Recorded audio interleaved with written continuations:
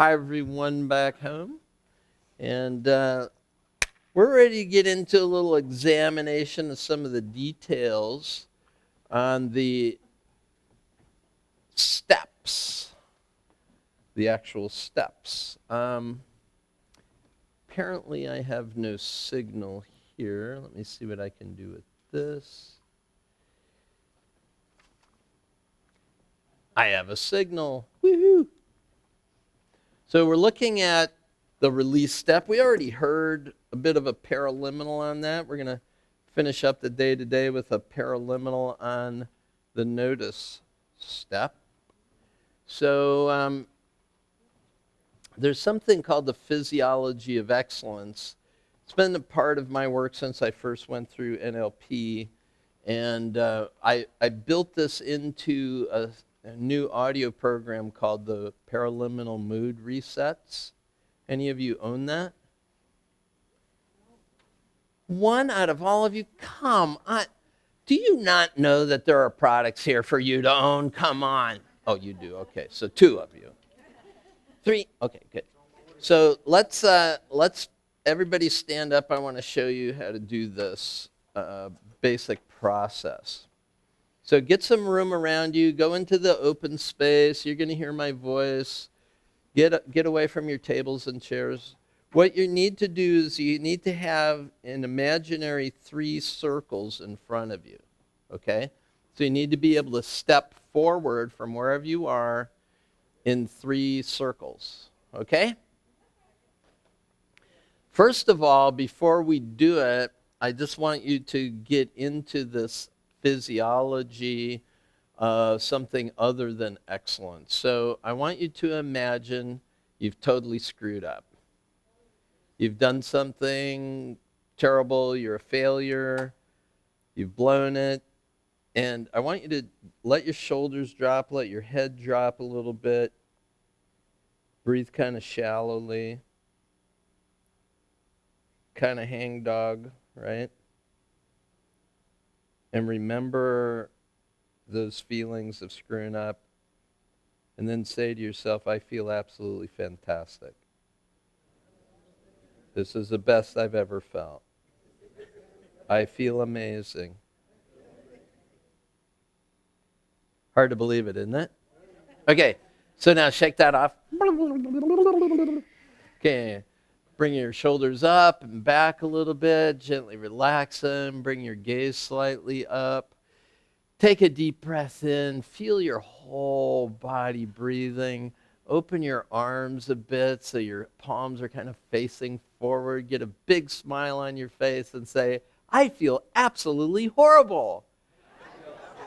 This is the worst I've ever felt in my life. I can't do anything right. I'm just a terrible person. You can't believe it, can you? You know, it just doesn't fit. So the idea is physiology leads affect. Your physiology leads your emotional experience, always. So the story is, I was working with a client's sister. She had been going to a psychiatrist for 20 years for depression. And he said, having experienced the power of this work, he said, I don't think it's doing her any good at all. Would you see her? I said, sure. So she came over to my office, and she immediately sat down, crossed her legs, folded her hands, and looked down like this. I said, well, before we begin, here's what I'd like you to do. Feet flat on the floor, hands resting on your lap. Bring your shoulders back. Look up a little bit above eye level onto the ceiling. Take a deep breath in, relax. Good. Now tell me about your depression. Well, she said, she immediately folded. I said, no. Feet on the floor, hands on your lap, look up above eye level, big breath. Okay, good. Now tell me about your depression. She said, I can't. She started giggling. Wow. Imagine all those years in the psychiatrist's office. Okay, assume the position. Right? So let's reset. Let's reset. So imagine whatever state you're in, and in front of you is a neutral state in a circle there. And in front of that is the physiology of excellence. What's the physiology of excellence? A time where you really nailed it, you really got it, can feel it in your whole body. I don't know what that looks like for you. I worked with a guy who was a national speaker, and he couldn't hold a posture like this. He had to be going like this, you know. So whatever it is for you, you're going to be doing it. So right now, take whatever experience you're having right now, give it a little shake, step forward into a circle of neutral. So just feel yourself neutral. Breathing, relaxed, you're fine. You're in the present moment, you're right here, everything's okay. Now we want to increase the feeling of good feelings. Feeling of excellence, a time when you performed at your peak, you really felt great, you're on top of your game, you're in the flow state, you're in the zone. It was like everything was conspiring to support you, and imagine that is in the circle in front of you. And when you're ready, step right inside of that, step into that next circle, and feel it in your face, feel it in your shoulders, feel it in your arms, feel it in your breathing, hear it. And if there's a way that you can anchor this, like putting a finger and thumb together, or feel it in your feet or in your face, to see it, hear it, feel it, anchor it, so you can remember this. Good. And now come on back. Now don't leave, just step back for a moment. Yeah, you want to say that. Well, here's the wonderful thing is you can carry that circle with you all the time. And so I remember speaking in front of 6,000 people. You remember my experience of 18, right? So I imagine this circle of excellence. I stepped into it, and then I brought that circle of excellence forward onto the stage. Now, the one for me was I had completed my private pilot certification. I had completed all the training, and I was in the final exam with the FAA examiner in the seat next to me. We'd done all the maneuvers. I'd passed all the tests up until now. I've got one last test. It's landing the airplane. You know, it's actually not very difficult taking off. It's the landing. You got to get that one right. So as I'm coming in, final approach, all set, ready coming, he said, tell me on which line your wheels are going to touch down. I said, third line, last third of that line. Boom, smooth, perfect, just absolutely spot on. I mean, on a dime. And he turned to me and said, I hate show-offs. And I went, yeah. That's my circle of excellence, just getting it right, everything coming together. So whatever it is for you, remember it, and then add to it. You get it? Okay, so let's go back to the first circle. Now, the first circle can be when you're feeling stuck. It could be when, you just need to get focused, whatever it is, whatever you are, whatever's happening, just shake it off as you step forward. Good idea. Psychological reversal, tap your karate chop point. Even though I've been in that state, I deeply and completely love and accept myself. Give a tap. Even though I've been in that state, I deeply and completely love and accept myself. I deeply and completely love and accept myself. Now you're in a state of neutrality, and there in front of you is a circle of excellence. So feel yourself getting ready to step in, see it, feel it, and when you're all set, go ahead and step into that circle of excellence and let it amplify within you. Feel it coming up through your legs, up through your pelvis, up through your abdomen, your chest, your shoulders, your arms, your face. Feel it. Feel the openness. Feel the power of it. Feel yourself filling up this circle, filling up this room. Feel the immense energy and support that's yours right now. Anchor it. Find some way in which you can give yourself a signal you can have this anytime you desire. All right, and step out. Good. Now come on back to your seat. It's called Physiology of Excellence. And if you want to have a paraliminal technology that will guide you through that, I have 3 recordings for each of the 4 moods. The first recording is an eyes closed process, like my usual paraliminals. Close your eyes, go inside. The second one is an eyes open. So you could be, walking around, doing your exercise, whatever, and listening to this paraliminal, and you're expanding your state, your mood, and all of that. And the third one is a rapid state into it. So it's showing you in a matter of a couple of minutes that you can get into that state literally within 12 seconds. So you've already demonstrated you can do it. This reinforces a particular mood that you choose to step into. Make sense? That's the mood resets. I'd like to give you something that's a deep part of my work over the years.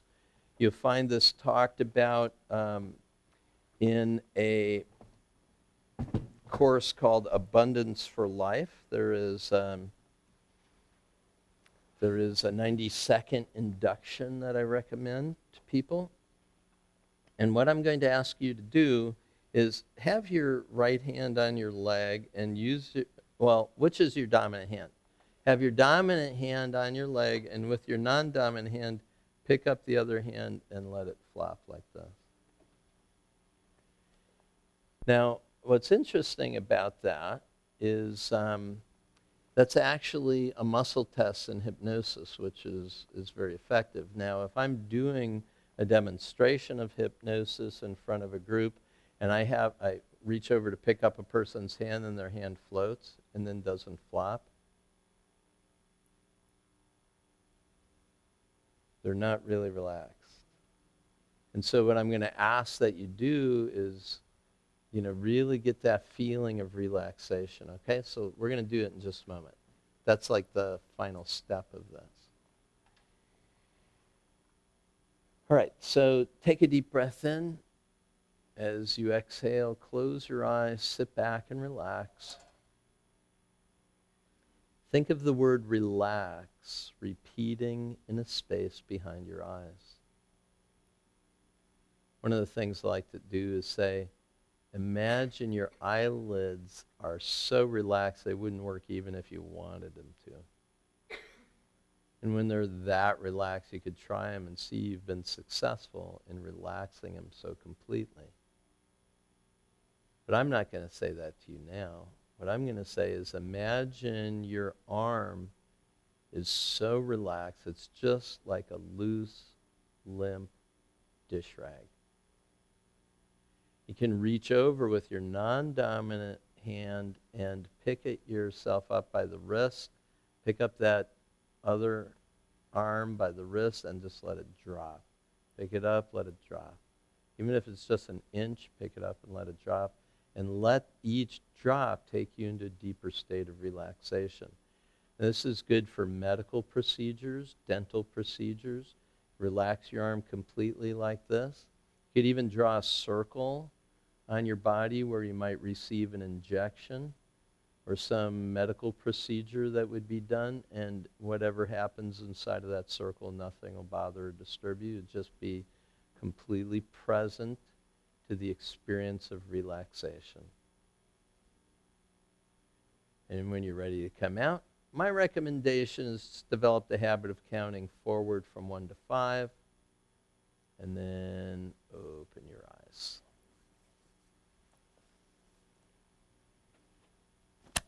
So that's the 90-second induction. It works great. I use this with my children when they had medical procedures or emergency room visits. It's absolutely spectacular. My son, 4 years old, had a fish hook in his finger. Grandpa's fishing dock, right? Take it out!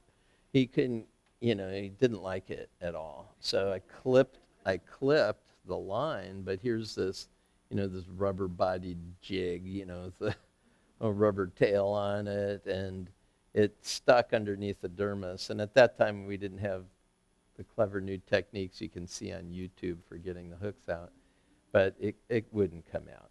So I had to bring him to the emergency ward. And he was screaming, bloody murder in the car. I mean, really just screaming. So I turned to him and said, "That really hurts, doesn't it?" "Yes." "And is it hot or is it cold?" "It's cold." "And is it red or is it green or is it blue?" "It's red." "And is it dull or is it sharp?" "It's sharp." I said, what can begin to happen to something that's cold and red and sharp that would make it different? Utter silence. He'd been screaming continuously up until then. And I looked over at him while I'm driving. I said, he had this thunderstruck look on his face. I said, "It changed, didn't it?" He said, "Yeah." I said, "What does it feel like now?" He said, "Pancakes with warm butter."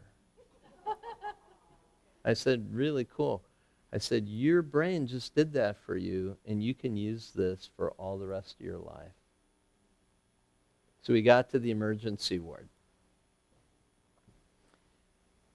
Of course, everybody that walked by him in the emergency room said, "Oh, caught a big one, didn't you?" Right? And after about the 8th person that did that, my 4-year-old was rolling his eyes, Like, really? That's the best he can come up with? Not like, "Oh, I'm so sorry that happened," or anything like that. So there, there he was sitting there with that. And we will go in. Oh, by the way, I trained him to do the lock your eyelids in place. And while the doctor's working, nothing will bother you. Draw a circle around the area he's going to work. So we get into the operatory where the doctor's going to pull it out, and he comes up to me and says, "It's this needle that bothers kids most." And he had a hypodermic needle, like bigger than his forearm, and he's going to have to inject the anesthetic into his finger. I said, "Oh, don't worry about it. He's all set."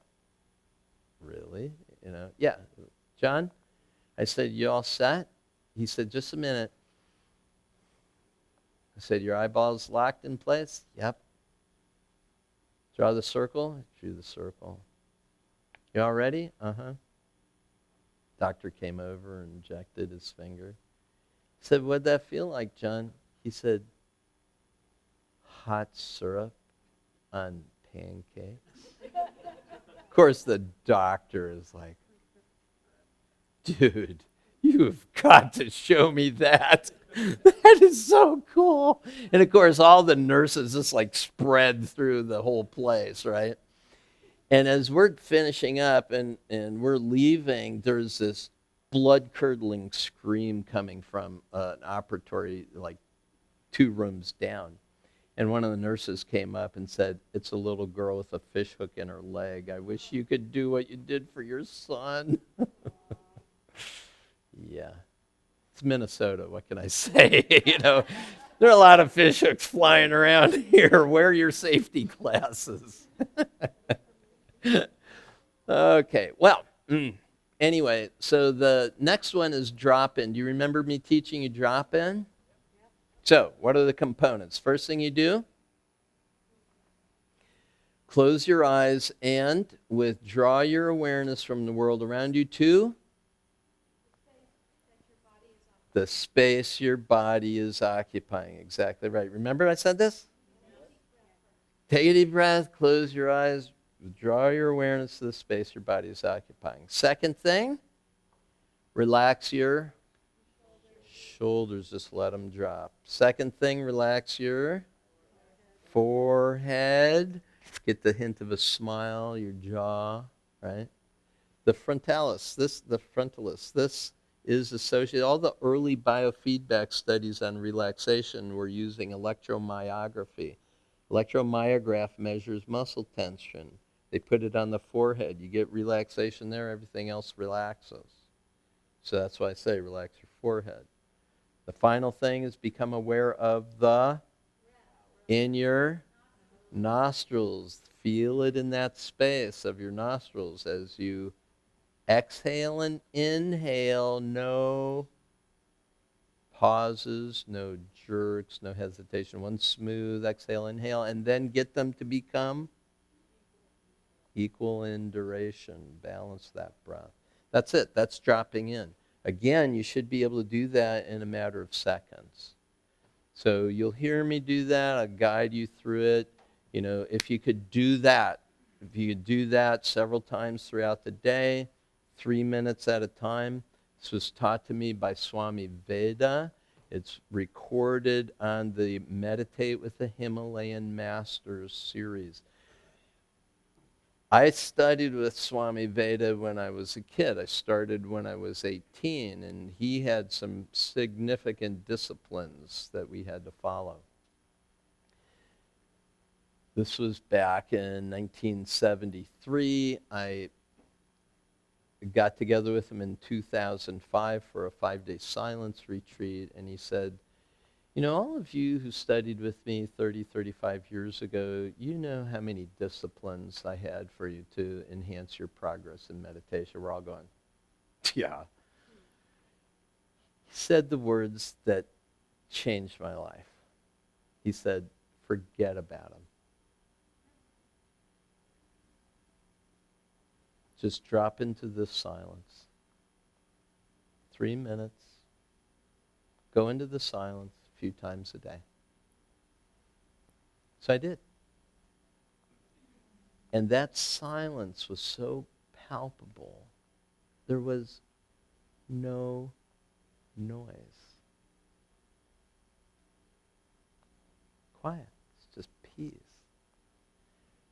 So at the end of the retreat, he called me to his study and said, Paul, you know, I know you've done home study programs. My son, Angaras, has heard you. He bought your paraliminal or your photo reading program.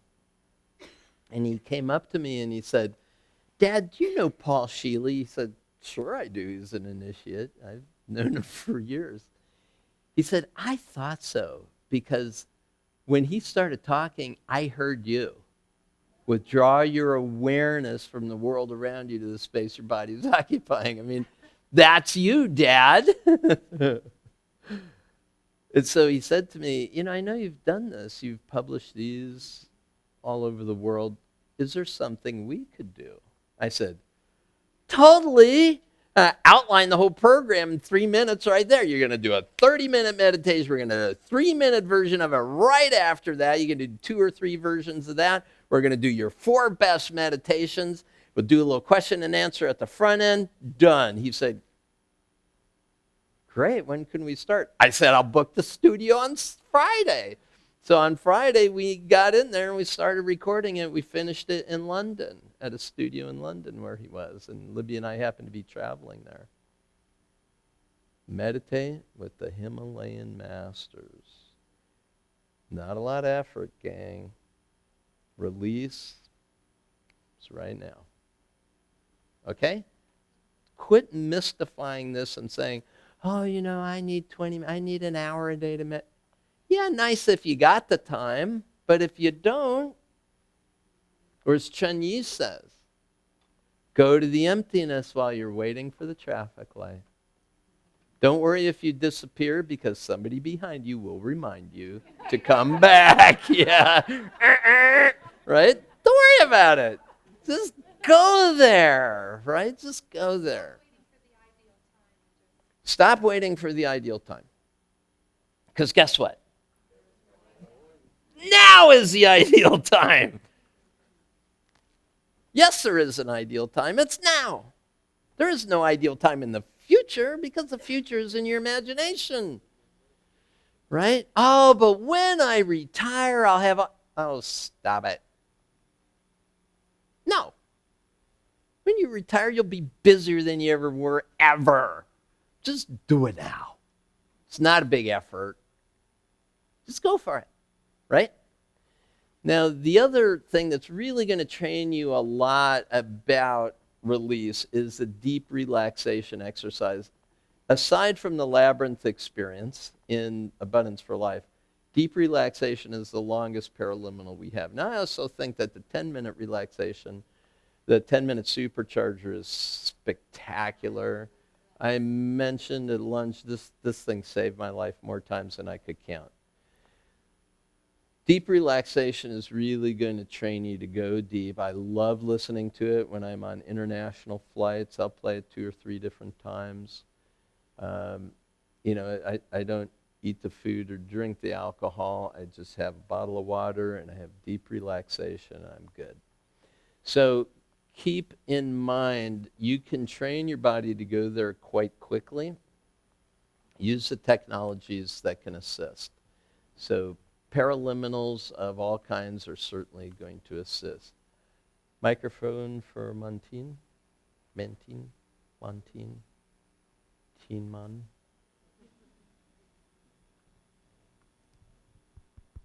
Paul. Hello.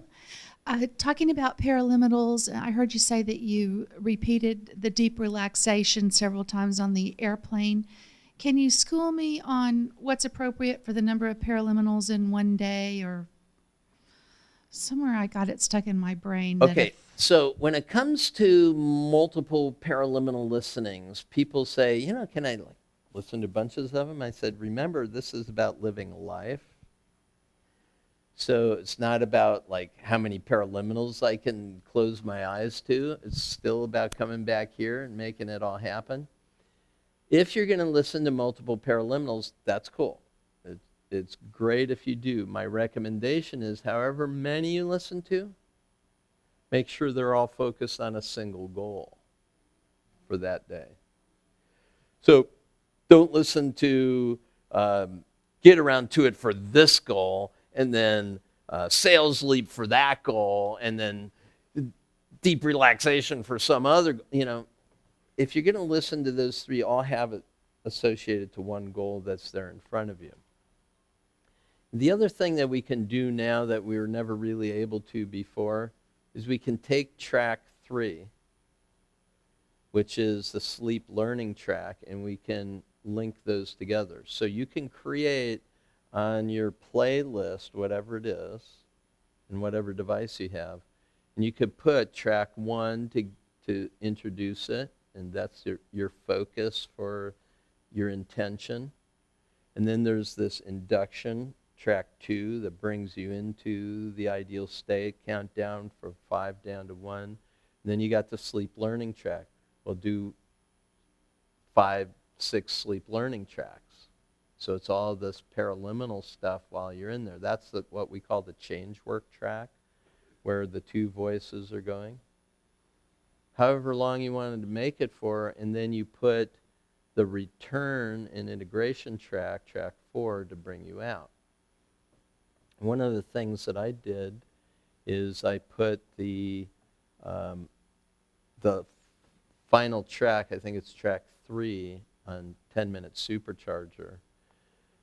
I put the track 3 on my wake up alarm. So on my phone, I can say, you bring an audio track in. Instead of listening to alarm, you can set an audio track, and I just selected that track so I can have my alarm go off in the morning, and I awaken myself to my own voice. Yeah, it's cool. It really is cool. Now, usually when Libby is in the room, people come up to her and say, I go to bed with your husband every night. She said, you're not the only one. Okay. Yeah, thank you for sharing. So now we're about ready to move into the notice track. So let's all stand up for a moment.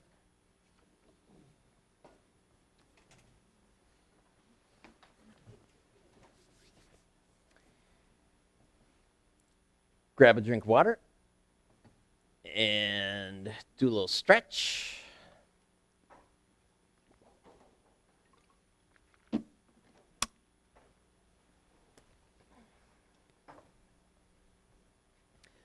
And we're going to do a forward bend.